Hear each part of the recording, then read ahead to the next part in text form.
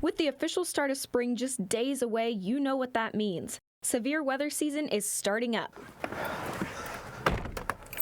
which is also the start of busy season for storm chasers. Spring for sure, because especially down in the south, you've got the stuff that happens in Dixie Alley, typically February, early March. That's Bob Pack. He's a professional storm chaser who's been captivated by storms since he was just a kid. I guess back when I was 7 years old, looking out the window and seeing a tornado in Burleson County coming across the town, it wasn't big or anything, but to see a barn like 100 yards away get picked up and just set back down on the other corner of the property. So for nearly 40 years now, he's been chasing severe weather. Over time, he's built his very own setup. I have 3 computers in there. I basically just use 2 of them.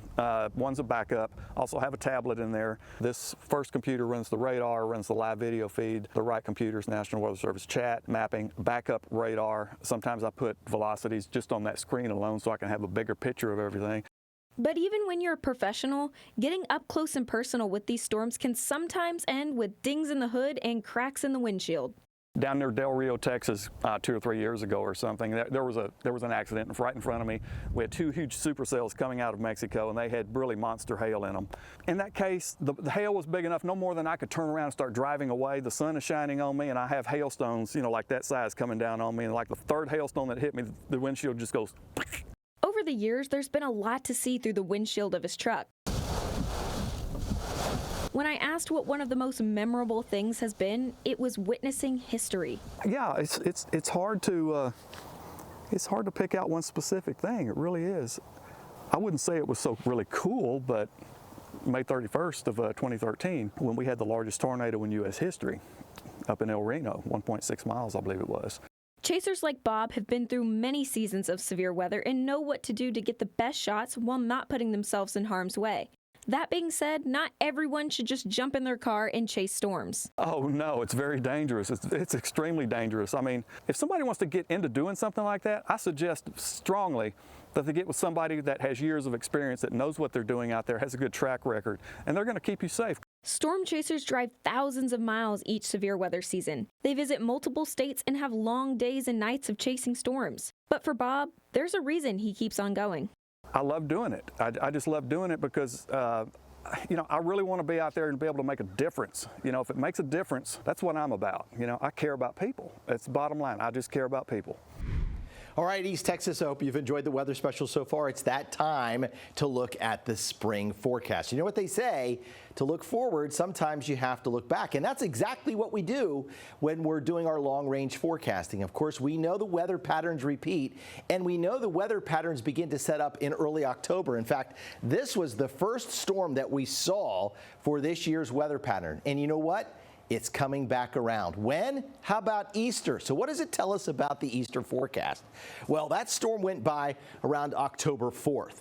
Easter correlates with October 6th. So we look at that storm, we think it's going by us, and it should leave behind plenty of clouds for Easter sunrise services, maybe a little damp, temperatures in the 60s.